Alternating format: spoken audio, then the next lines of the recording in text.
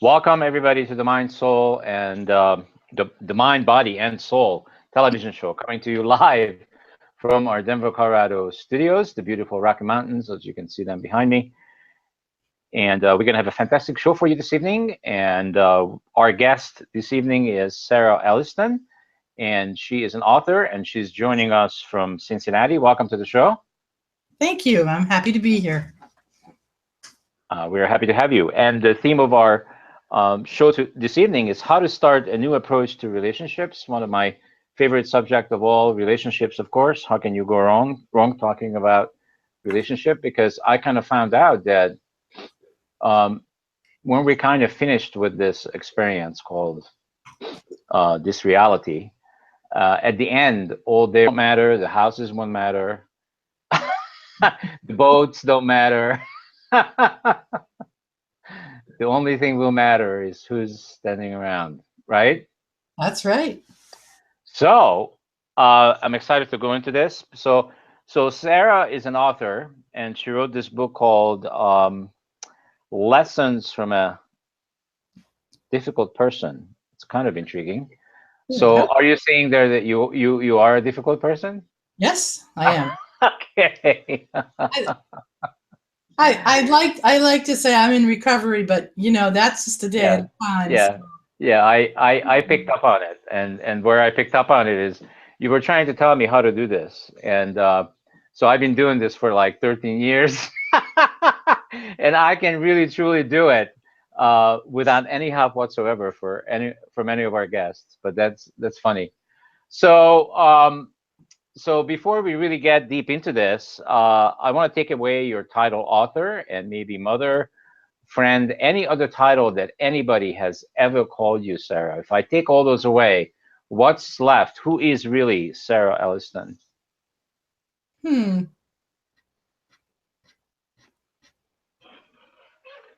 what comes to mind is a struggling soul, reaching for the light, like the rest of us. Okay, awesome. All right, so what gave you the initial thought and the motivation to write this book? Well, I'm a trainer and a teacher by trade. The author has sort of been woven in, but this is my first book. And I have been doing workshops for working with volunteers for many years. And my most popular one was dealing with difficult volunteers. And I took an early retirement package from the United Way, and I started working with the volunteers at my church as a part-time position, and decided to see if the dealing with difficult volunteers could be translated for dealing with difficult people. Because by that time, I knew I was difficult. I knew that I was working at not being difficult, but I kept wondering why I didn't hear it when I was 20 or 30 or 40, why it took me so long to learn that I was, or for people to be able to say it, the person who did tell me, for her to say it in a way that I could hear. So I started doing workshops on dealing with difficult people and getting feedback from the participants and doing some coaching with folks afterwards, some of them, so they could have conversations with their difficult people. And essentially they asked for more. They said, oh, can't we have an advanced workshop? I need to talk to you more. And so I put it in a book so that they would have it as a resource, since I'm finite in the sense that I can't talk to everybody at once.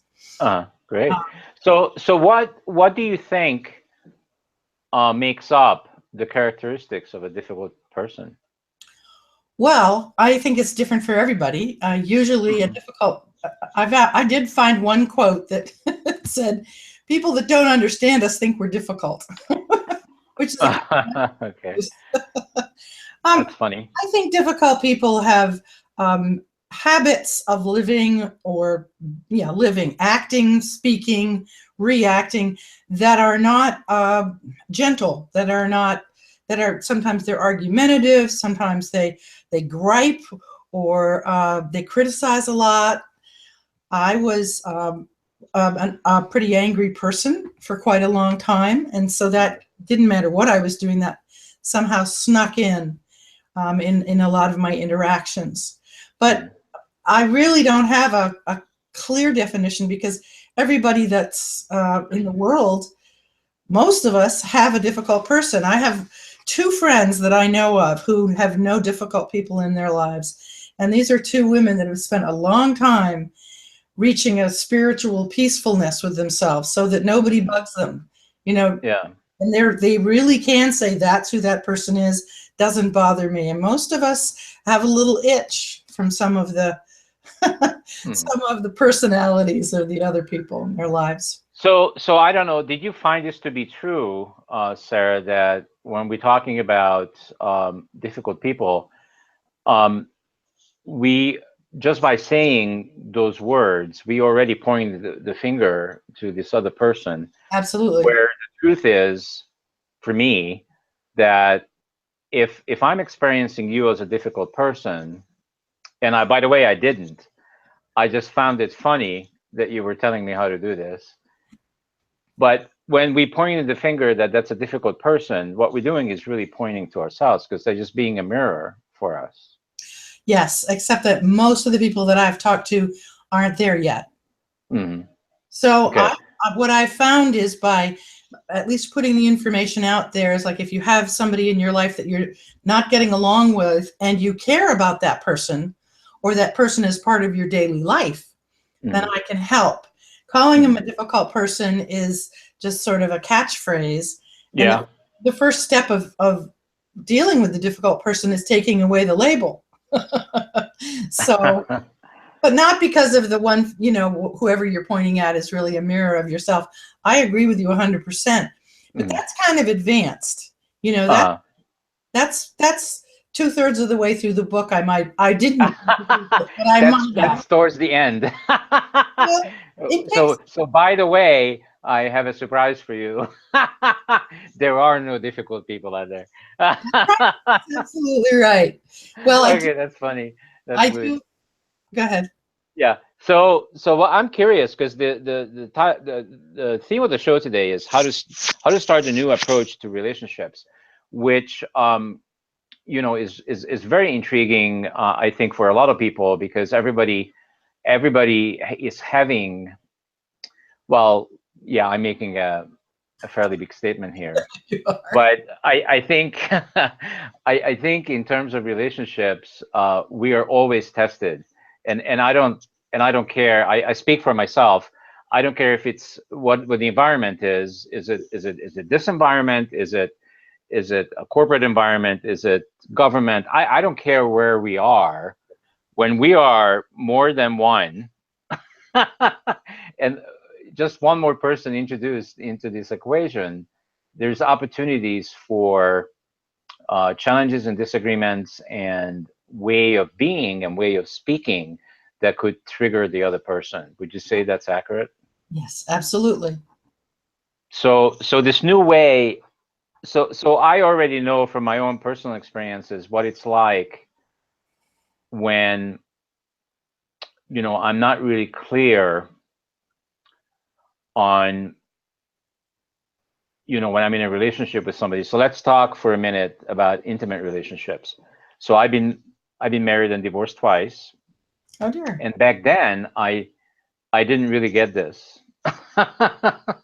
So it's funny, I'm in kind of the advanced stages of my life and I'm not in a relationship to actually test this. Yeah. um, but in those days, I did what everybody else does, which is I wanted to be right versus to be loved or loved. Uh, do you want my reaction or Of comment? course, of Or, course. okay. I'm looking for the buttons. What buttons I can push? Oh, well, I don't think you're going to push any because Okay. I'm working pretty hard at you being you and me being me. But we are similar in that respect. I've spent a lot of time in my life needing to be right. Mhm. And I feel comfortable talking about this model that I've developed because I think it works for some people. But I'm under no illusion that it's the only way. You Okay, great. You could probably take an anger management class and learn some of the principles that I'm teaching in the book. But at the same time, I think my model is pretty helpful. One of the things about the intimate relationships and, having two people, when you have two people, you will always have some kind of an opportunity for disagreement. Is how comfortable somebody is in their own skin is going to depend on how comfortable they are with someone having a different idea. And it just, what came to mind was the movie with Han Solo, whoever played Han Solo, what's his name? Harrison Ford. Mm-hmm. He's a pilot in the Caribbean, and he's flying a plane with a very fancy editor who has to get to another island, and she's very New York, and push, and he's very laid back, and they crash, and the two of them have to work together to put the plane back together and get off the island. And so there are two personalities that were completely different, and she was scared, so everything was an argument because she was afraid. He knew that it was going to work out if she would just be quiet and do what he told her to do. So in a sense, they were both right, but I think what I'm trying to invite people to do in my book is to stop and literally listen to what words are said and see what actions are taken, and not layer it with the emotional reaction that we have and put labels on it, which is part of what you were saying, so that when we feel an emotional reaction to something and we think, no, that's not right. I remember on my honeymoon, we were in the Tetons and my husband built a fire, and that wasn't the way I was taught to build a fire. It was our first fight. We'd been married about 3 weeks. And I said, that's wrong. You have to do it this way. Oh no, we do it this way. It was fascinating. And we both sort of stood back and said, we're fighting over how to lay a fire in outdoors in the campground. This is really interesting because we came from two different places. And I always figured he knew more than I did, but I had a little resentment that we did it his way. I was not very evolved. So now I would hope that when something comes up for me like that, I'd think, I wonder where that's coming from. What is it about me or my background that's responding to this guy this way or this person this way? And I would do a whole lot of self-examination before I responded in an antagonistic way. But I think that's an evolutionary process. Unless you're brought up in a household where nobody ever has any arguments, and I don't think that's human. So most people have triggers, depending on how comfortable they are in their skin, as I've already said, and how many of their needs are being met. I think all of us have a primary need to belong and feel a part of, and to have at least friendships, if not intimate relationships. So when you start a new job, that's your primary thing, was like, am I going to fit in here? And will they like me, or at least not hate me? And can I do the work? So there's the double needs trying to get met there. And if there's somebody on the team, like their supervisor or a colleague, who throws stuff at him and is monosyllabic and appears to resent that they're there, that cuts into their feeling of security. That's funny. So I don't care about people liking me or not. I couldn't care less, because for the simple reason that I like me. Mm-hmm. So now what's happening is my voice is coming through your speaker, which I was afraid was going to happen. First, you had your headset on. Can you put that back in for me? I can. So we have a better show. So do I turn the phone on somehow? No, just plug it in. It's plugged in. It is? Okay. It's plugged into the phone. It's not plugged into the... Oh, okay, never mind then. Then just, yeah, never mind. Sorry. I thought you had that. Okay. Never mind. Well, this reminds me of the fire we were building. Okay. Just kidding, Sarah. It doesn't have to be that serious. Okay.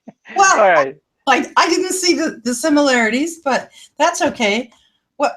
it's interesting that you say you don't need anybody because you like yourself. It's not that I don't need anybody. I don't have the need for them to like me, and I don't care if they like me or not like me. I'm not attached. I'm just being myself, and Uh-huh. that's all there is. Mm. Well, I'm working from some psychological theory by Dr. William Glasser, and he said we act on the outside world to meet 5 basic needs that are programmed into our brain. They're like genetic instructions, so they're always operating, and how we define them or how we decide they've been met or not is up to us. So, but the primary need is a sense of belonging.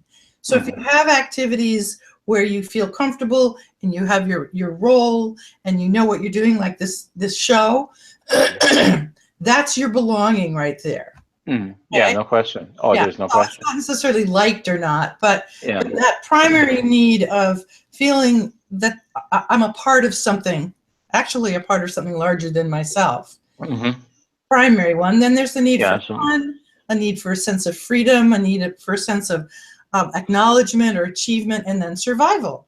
And every behavior we have, thinking, feeling, doing, all our physiology, all of them are driving to act on the outside world to get us the perception that these, needs are being met in whatever form we want them. Well, you see, I kind of, throughout the years, because I've been doing this for a long time, I kind of switched things around, because I used to live completely on what my outside world was telling me, and to change things in the outside world so that it was the way I wanted it. And I kind of switched that around now, going through my own evolution. I'm working on the inside of me, and it changes what's out there. Exactly. You have to change how you so I don't care that much about what's going on out there. Well, I care about what's going on in here. And that's kind of the highest level of self-knowledge and relationships. And most of the people I talk to aren't quite there yet. Yeah. So I guess in that case, you would have to talk to them, and I'm sure your book does that very well. You would have to talk to them at a different level, not necessarily at the level of consciousness. And I mean, I could turn this conversation into a completely different show, but I don't want to do that, because I value your book and what you're doing, because you're speaking to the people that may not be awake yet consciously. Well, they're working on it. But they're working on it, yeah, and they're recognizing that something is off, right? Don't people come to you when they know that, wait a minute, something is off here. I don't know what it is, because if I did know what it is, I would have fixed it already, but I don't know what it is. So that's when they come to you and they go, okay, so would you say that people kind of repeat, they kind of in a loop, they keep repeating what they're creating in relationships? Till they resolve the issues, sure. Yeah.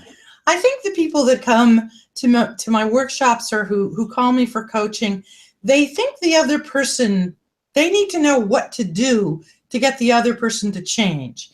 They think the problem is with the other person. Yeah. That's why if you just change, right, and shape up, everything will be fine. Absolutely. So the perfect story is the man who came to my workshop. His wife kind of dragged him there. He had an employee that he knew he was going to have to fire, and he just wanted to know how to do it nicely. And so we worked through the process. And the very first step is, what does the person say? What does the person do? And take all the emotion out of it. You can't call them manipulative or controlling or all the other words we have. What words did he say? What actions is he taking? And one of this particular guy had worked there for a long time, had recently been promoted, so he was in charge of the new hires. His personality and his personal style was to be sarcastic and crack negative jokes a lot. And he often did it, teasing about the company where they worked. And it was his boss didn't quite know how. He said, this is the guy's personality. I'll never get him to change. And we can't have him managing the new hires because he's going to poison them. They'll start off their own way. Right. So I said, what words does he say? And he gave me some concrete words. And then what actually does he do? And he takes time off, or he chats with them rather than leads them. And so he finally got to the point where he could define that. And then we tried to find positive motivations for his sarcasm. And sometimes people find sarcasm to be very uncomfortable. And so they think it's a negative thing. And I said, can you think of a positive thing? So part of this is just expanding the mind, if you will, around the behavior of the other person.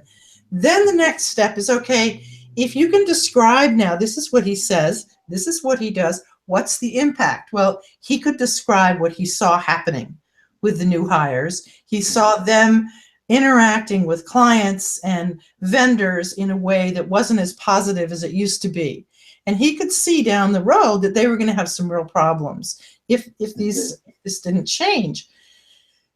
So we did some sort of self-evaluation and self-examination of, like, how close are you to him? Are you worried about him? He felt pretty comfortable about having the conversation. He really didn't want to fire him, but he could really see the problem.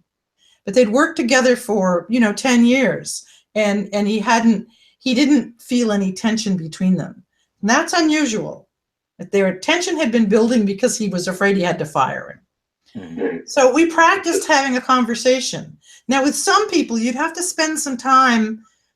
I mean, if, for example, he didn't like the guy because the guy reminded him of someone in his childhood who was a bully, who used sarcasm, then he would have had to do some work on how is this person different from the bully, and how is what he's doing different from what the bully did, and can you see that they're not the same people? So that he doesn't get triggered. Does that make sense? Yeah, sure, absolutely. Okay. So I know a number of times you mentioned emotions, and my experience is that most people don't know what to do with them. Matter of fact, that's what gets them into trouble. That they don't know why the emotion is there and what it's telling them. How do you help people with that? Let's see. How do I help them understand their emotions? No, how you help them understand when whatever they're feeling and whatever emotions they're feeling, what that is about, and how they can resolve it so that basically it doesn't keep haunting them. Well, if they need counseling, that's something else. If it's something that's way in their psyche from their childhood, or some abusive situation, I'm very quick to say, this is something that you probably want to spend some more time on. I'm a coach, so I'm here to help, but I'm not a counselor. What I encourage them to do is to back away from the emotion. If somebody just drives into distraction, I had a woman whose sister was the executor of her parents' estate, and the parents had been dead 2 years, and the woman was not releasing the funds of the estate. And every time she called her sister would hang up the phone, and she was really quite frustrated. And she said, it's hopeless. There's nothing I can do. And I said, maybe not, but let's talk about what it is about your sister, and was there ever a time that you got along? And eventually we talked through some experiences where they'd been positive, and then we talked about how she could interact with her sister even if her sister was mean. So part of what we do is role playing of how she can stay centered in her content, in her message, in her belief that if we can do this, if we can work through this, we can get through the problem.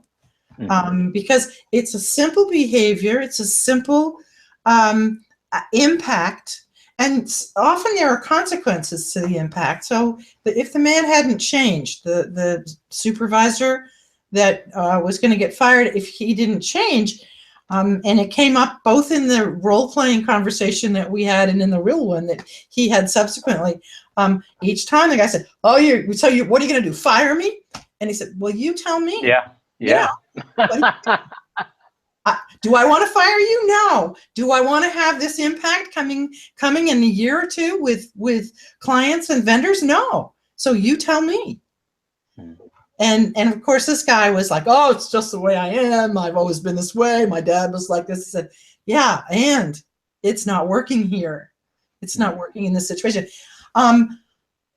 I found in that situation that the man was easier to quote coach than the women, because the women will go in and start looking around at all of their emotions, and they're free to do that. But there are a lot of exercises in the book for what you can do to explore those emotions and invite yourself to let go of them, or at least acknowledge them. My favorite exercise in the book, I don't know, we're doing an hour, right? No, we're doing a half hour. Oh, okay. So here's my favorite one. You plan the conversation, and then you make a list of all the things that the person's going to say back. Anger, denial, name calling, you name it. This difficult person, all these things they're going to say to you. And then on the other side of the page, you write down how you can listen to that, how you can respond to that in a positive way so that they can hear you. And then you get a buddy to come in and do it with you so that you practice. When someone says, "You're just being mean to me because you don't like me," you can say, "It sounds like you're really feeling picked on." So I teach people a little of active listening, of how to listen for the emotions underneath. And that's my favorite exercise, because it takes a while and you have to do it a number of times. But the feedback I've gotten is that really the conversation is smoother for them. They can stay more centered and less hostile to the difficult person. Because the essence is the person who spoke to me, who finally pointed out that I was difficult, was someone I really respected. We had a really good relationship. I knew she liked my work, and I really wanted to learn from her. And when she told me about it, I was like, "Oh my God, I honestly had no idea I was doing the behaviors that she was describing."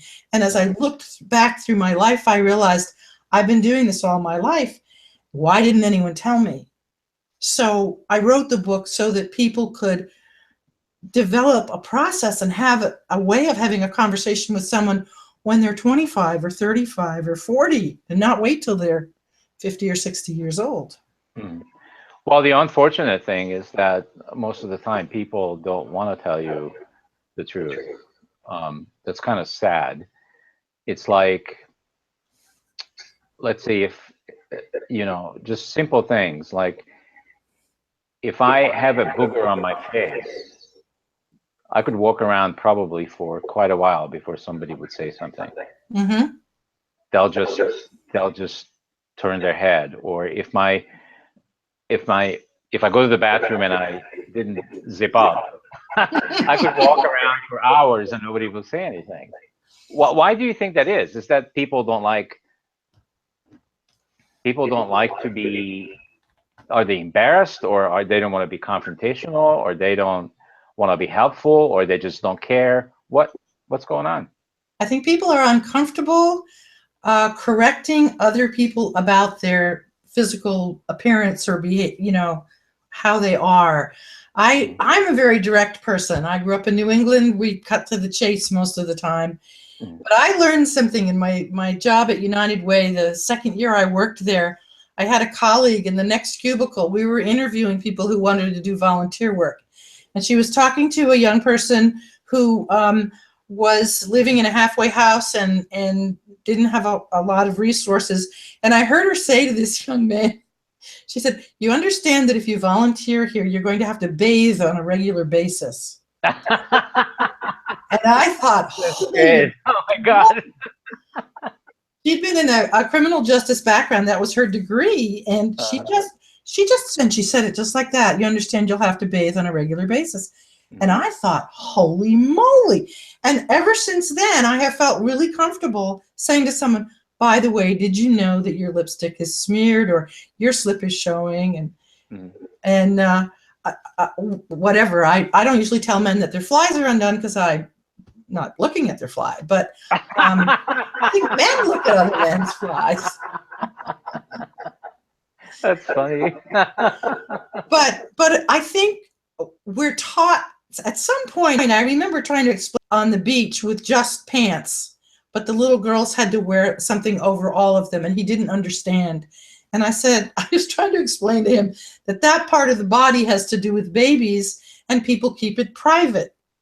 And I don't know what other families tell their children, but I do know that people grow up with all kinds of bugaboos about, what you can say about bodies. Your breast is okay, but the girl's breasts are not. Exactly. But I didn't say that.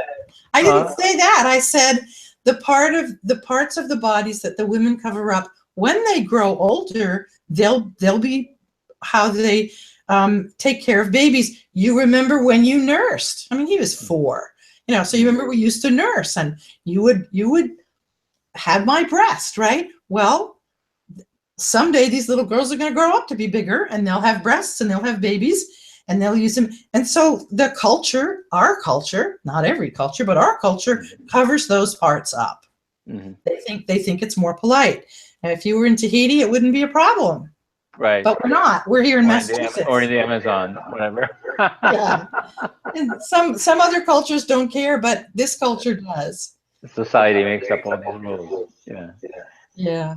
Fascinating. So, so where can the viewers buy your book? And do you want to give out some other information about how they can go onto your website and maybe even sign up for some stuff that you're doing, some workshops? Sure. Well, the title is Lessons from a Difficult Person: How to Deal with People Like Us.